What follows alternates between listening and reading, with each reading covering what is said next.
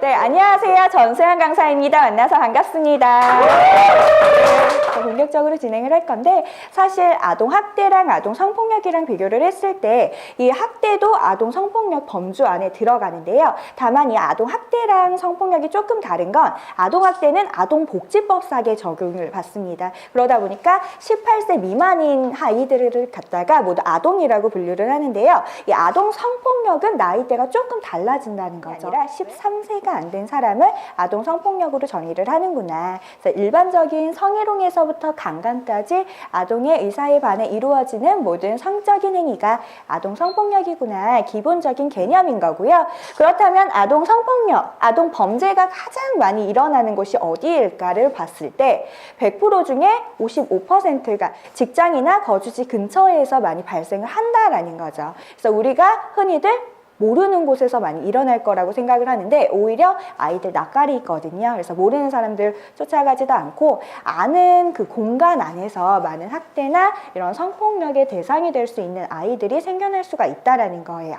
아이들의 한 가지 자립심을 길러주는 훈육의 방법으로 뭐 옆집에 이런 심부름이라든가 뿐만 아니라 뭐 문방구나 슈퍼심부름도 요만한 민유리도 혼자 심부름하다 보니까 근데 그렇게 하다 보면은 어떻게 돼요? 그날이 정말 그날이 될 수가 있는 사회에 살고 있다라는 거예요. 그래서 흔히 최근에는 어떤 일도 있었냐면 할머니가 얘 좀 도와주겠니? 이렇게 유인을 해가지고요. 한쪽에는 승합차가 세워져 있고 아이가 그곳에 타자마자 할머니 빠져나오고 그대로 승합차가 출발해버리는 이게 폐지 줍는 할머니가 10만 원씩 받으면서 하셨던 신종 아르바이트였다는 거죠.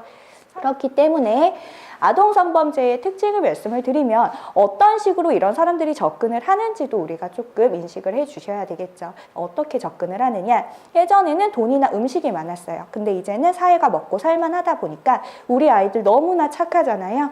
역시나 선행이에요. 너 되게 착해 보인다. 좀 도와주겠니? 이런 식으로 거절을 할 수 없게끔 나는 착한 아이니까 도와줘야 돼를 이용하는 거죠. 그렇기 때문에 아이들을 교육시켜 주실 때 넌 착해야 돼, 착해야 돼를 반복하다 보면 아이들은 요구 거절 능력이 떨어집니다.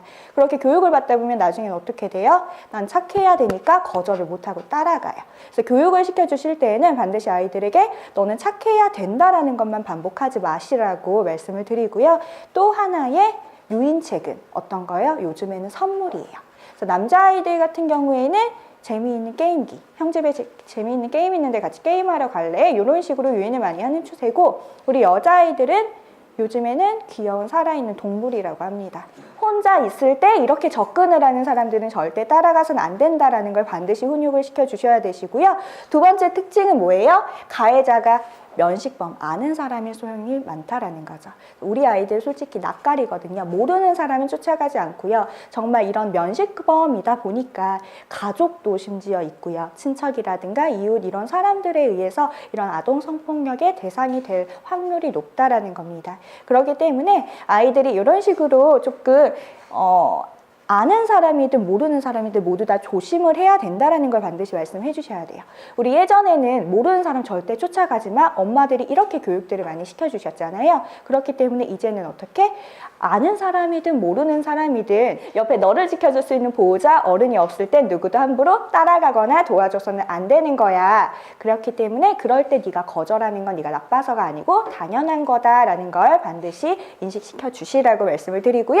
세 번째 특징은 범죄가 장기간 지속 은폐의 경우가 많다라고 말씀을 드렸는데 요거는 우리 아이들이 말을 안 하는 경우도 있지만 우리 엄마들이 심지어 알면서도요 아이들 미래를 생각해서 신고를 안 하는 곳이 더 많다라는 거죠. 정말 아이들을 생각한다면 그런 사고를 입었을 때 어떻게 해요? 신고를 반드시 해주시라고 말씀을 드리는 부분 중에 하나죠.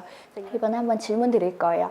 아까 전에 아동 성폭력은요 아는 사람에 의해서 많이 발생한다라고 말씀을 드렸는데요.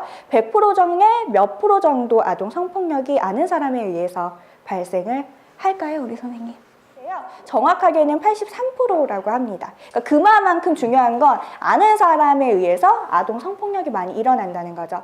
그래서 그런 피해를 입는 사람들을 혹시라도 알거나 하게 되면은 뭐를 해달라고 구조 요청을 할 수 있는 신고라도 해달라는 거예요. 그렇기 때문에 그러한 부분을 말을 하는 거고 어떤 큰 시간이 필요한 게 아니라 정말 그거는 찰나의 순간이거든요. 그래서 아이들에게 정말 모르는 사람이든 아는 사람이든 혼자 있을 때 너의 중요 신체 부위를 만지면 어떻게 엄마한테 아빠한테 꼭 말해줘야 되는 거야. 말 안 해주는 게 거짓말보다 더 나쁠 수 있어. 아이 입으로 직접 말하게 해주시고요. 말을 했다면은 그거를 반드시 증거를 모아서 신고를 해주시라고 말씀을 드리죠. 자, 64%는요, 아동 성범죄 발생 비율입니다. 성인 같은 경우에는 성희롱, 성폭행, 성추행 따로따로 집계 내는데 아동 같은 경우에는 함께 집계를 내다 보니까 다소 비율이 높아요. 그런데 그렇다면은 신고가 몇 프로나 될까요? 6%라고 합니다. 왜? 부모님조차도 신고를 안 하다 보니까. 고로 우리나라가 아동 성범죄 국가 몇 위? 3위에 랭킹이 되어 있습니다. 동메달이죠. 뭐든지 메달권 안에만 들면 됩니다. 그죠? 자살률도 1위고요. 우리나라는 참 슬프기는 한데 성폭력 범죄자 처벌 방안이라고 있는데 딱히 표적한 게 없다라는 거죠. 거의 전자발찌 부착에서 시작해서 거기에서 끝나요. 그런 게 참 안타깝기도 하고요. 아동 청소년 관련 기관 취업 제한이라고는 있는데 아직까지도 채용을 할 때에는 이력서 보고 서류 보고 그 사람 됐다 싶으면 면접 보고 바로 채용하는 기관이 많다 보니까 실제로 나중에 알고 보니 그 경비 아저씨가 성범죄자 이력이 있고 어린이집의 운전기사가 그런 경우도 많다라는 거죠. 그 다음은 성범죄자 신상공개 성알림이 사이트죠.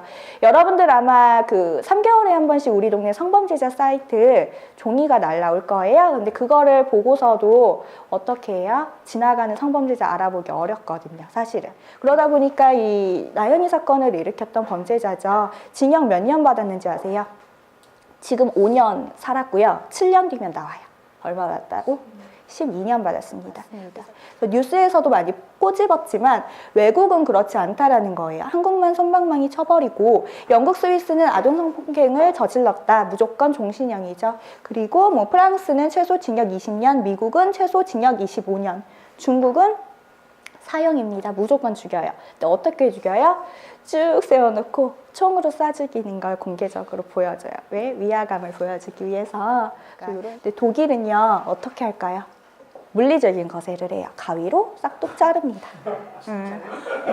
뚝 자릅니다.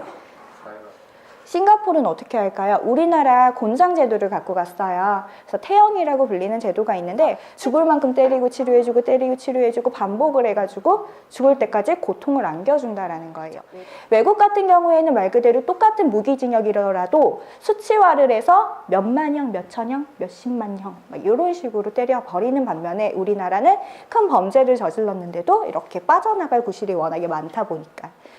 그래서 아동 성범죄 예방 첫 번째는요, 신고입니다. 그래서 여러분들이 교육을 받을 때마다 나오는 용어가 있어요. 신고 의무자라고 해서 우리 직업상으로 아동 학대, 아동 성폭력을 쉽게 목격할 수 있는 직업군에 종사하는 우리 교사 선생님들 혹은 아동센터 시설 종사자라든가 공무원 직군, 의료직 직군도 있을 수 있겠죠. 병원에 왔는데 이건 누가 봐도 내 직업상 아동 학대나 성폭력 때문에 온 걸 뻔히 알면서도 불구하고 신고를 안 하면은 법적으로 과태료가 부과됩니다. 그래서 가해자가 누군지 모르더라도 우리 아이들 치료라도 받을 수 있도록 법률적인 수사적인 지원이 다 들어가니까요. 신고를 해주시라고 말씀을 드리고요.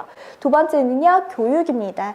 교육을 시켜주실 때 어떻게 시켜주시나요? 선생님들 질문 드리면은 동화책 읽어줘요, 인형극 해줍니다. 이런 말들 많이 해주세요. 이것만 반복을 하다 보면 나중에 이것들이 아이한테 왔을 때는 그대로 얼어버려요. 우리 아이들은 응용력이 딸리다 보니까 조금 부족하죠. 그렇기 때문에 아이들은 항상 체화할 수 있는 실습형 교육을 함께 가져가 주셔야 되고요. 제일 많이 할 수 있는 게 바로 역할극 교육입니다.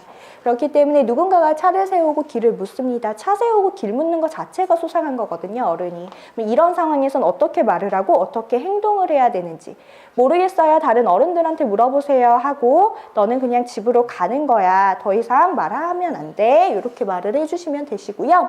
길을 잃었어요. 혹은 누군가가 따라와요. 어떻게 해요? 최대한 큰 길가로 나가서 슈퍼나 문방구에 도움을 요청하는 거야. 그리고 우리 선생님들은 도움 주는 어른. 그리고 우리 아이들은 도움 요청하는 아이로 해서 하나의 연기식으로 지도를 할 수가 있다라는 거죠. 그래서 직접 한 번씩 해볼 수 있도록 반복 교육을 해주시고요.